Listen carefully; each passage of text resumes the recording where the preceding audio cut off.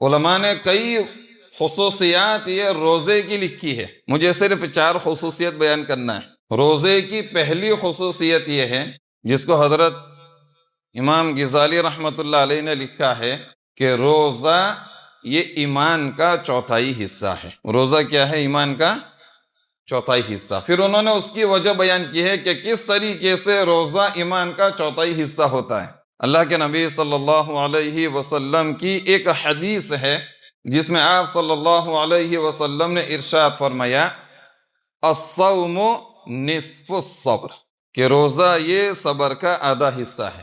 اور ایک دوسری حدیث ہے جس کے اندر میں اللہ کے نبی صلی اللہ علیہ وسلم نے ارشاد فرمایا، جس کا خلاصہ یہ ہے الصبر نصف الایمان، کہ صبر یہ ایمان کا آدھا حصہ ہے۔ اور اس سے پہلے جو حدیث بیان ہوئی اس کے اندر میں بیان ہوا کہ روزہ یہ صبر کا آدھا حصہ ہے۔ تو امام غزالی رحمۃ اللہ علیہ بیان فرماتے ہیں کہ ان دونوں حدیثوں سے یہ بات پتہ چلتی ہے کہ روزہ یہ ایمان کا چوتھائی حصہ ہے۔ ایک خصوصیت تو یہ ہے۔ دوسری خصوصیت یہ ہے روزے کی کہ روزے دار کو، یعنی روزے کو، اللہ تبارک و تعالی کی ذات کے ساتھ ایک خاص مناسبت حاصل ہے۔ اب وہ کون سی ہیں؟ اللہ کے نبی صلی اللہ علیہ وسلم نے ارشاد فرمایا کہ ہر عمل کا بدلہ 10 گنا سے لے کر کے 700 گنا تک دیا جاتا ہے، لیکن روزہ ایک ایسی عبادت ہے، اللہ تبارک و تعالیٰ خود ارشاد فرماتے ہیں الصوم لی وانا اجزی بہ، کہ روزہ یہ خالص میرے لیے ہے اور میں ہی اس کا بدلہ ہوں۔ یعنی بدلے میں کون ملیں گے؟ اللہ تعالیٰ ملیں گے، یا یہ کہ اس کا بدلہ اللہ تعالیٰ خود عطا فرمائیں گے۔ یہ 2 خصوصیت ہوئی۔ تیسری خصوصیت روزے کی یہ ہے، اللہ کے نبی صلی اللہ علیہ وسلم نے ارشاد فرمایا کہ روزے دار کے لیے 2 خوشخبری ہے۔ للصائم فرحتان، روزے دار کے لیے 2 خوشخبری ہے۔ فرحت عند الافطار، ایک خوشی روزہ افطار کرتے وقت۔ اب اس کے 2 مطلب ہیں۔ بندہ صبح سے لے کے شام تک بھوکا رہتا ہے، روزہ یہی تو ہے، صبح صادق سے لے کر کے آفتاب غروب ہونے تک، سورج کے ڈوبنے تک روزے کی نیت سے کھانے پینے اور شہوت کی چیزوں سے دور رہنے کا نام روزہ ہے۔ اب بندے نے صبح سے بندہ بھوکا رہا کہاں تک؟ شام تک۔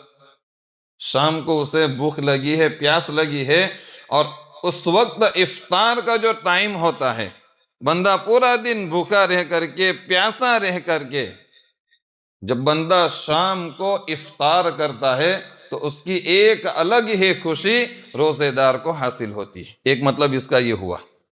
دوسرا مطلب اس کا یہ ہوا کہ بندہ پورا مہینہ روزہ رکھتا ہے، 1 رمضان سے لے کر کے 30 رمضان تک، اور عید کے دن اس کی خوشی کچھ الگ ہی ہوتی۔ فرمایا للصائم فرحتان، روزے دار کے لیے 2 خوشی ہے۔ ایک خوشی اس کو کب ملتی ہے؟ افطار کے وقت، یا تو شام کو افطاری کے وقت، یا تو عید الفطر کے دن عید کے وقت۔ دوسری خوشی روزے دار کے لیے یہ ہے جب اللہ تبارک و تعالیٰ کے ساتھ اس کی ملاقات۔ بندہ جب جنت کے اندر میں جائے گا اور جب اللہ تبارک و تعالیٰ کے ساتھ اس کی ملاقات ہوگی، یہ سب سے بڑی خوشی ہے۔ جنت کی نعمتوں میں سب سے بڑی اگر کوئی نعمت ہے تو وہ اللہ کی ملاقات ہے اور اللہ تعالیٰ کا دیدار ہے۔ تو روزے دار کو 2 خوشی ملے گی۔ ایک خوشی کب ملتی ہے؟ افطار کے وقت، اور ایک دوسری خوشی ملے گی جنت میں اللہ تبارک و تعالیٰ کے دیدار اور اللہ تبارک و تعالیٰ کی ملاقات کے وقت۔ اللہ تعالیٰ کی ملاقات تو سب کریں گے، انشاءاللہ ہم بھی کریں گے، ہم بھی اللہ تبارک و تعالیٰ کا دیدار کریں گے۔ لیکن جو بندہ روزہ رکھتا ہے، روزے کی خصوصیت یہ ہے کہ اس کی ملاقات اللہ تعالیٰ سے یقینی ہے۔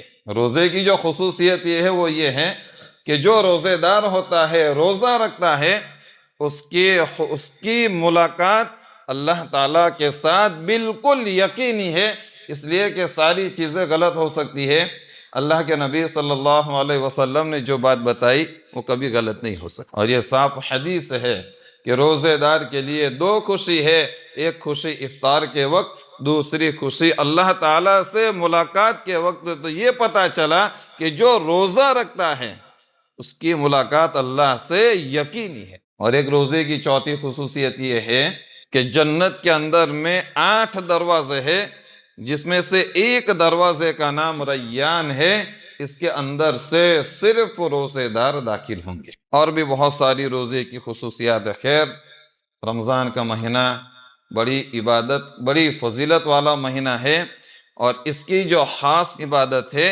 وہ ہے روزہ۔ روزہ ایک ایسی چیز ہے جو انسان کے جسم کو بھی تقویت عطا فرماتا ہے اور انسان کی روح کو بھی تقویت عطا فرماتا ہے۔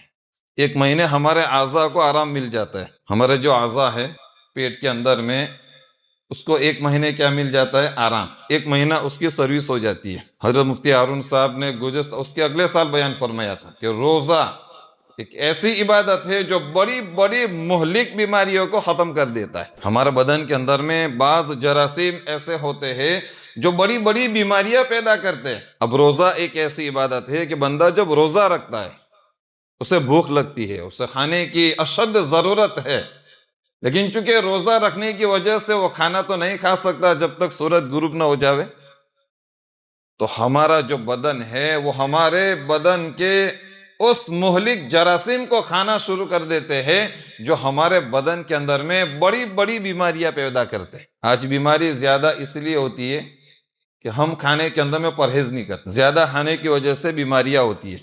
اگر ہم کھانا کم کھائے، جیسے حضرت نے فضائل اعمال میں اس کی پوری کم کھانے کی فضیلت بیان کی ہے، انسان کو کوئی بیماری نہیں ہو۔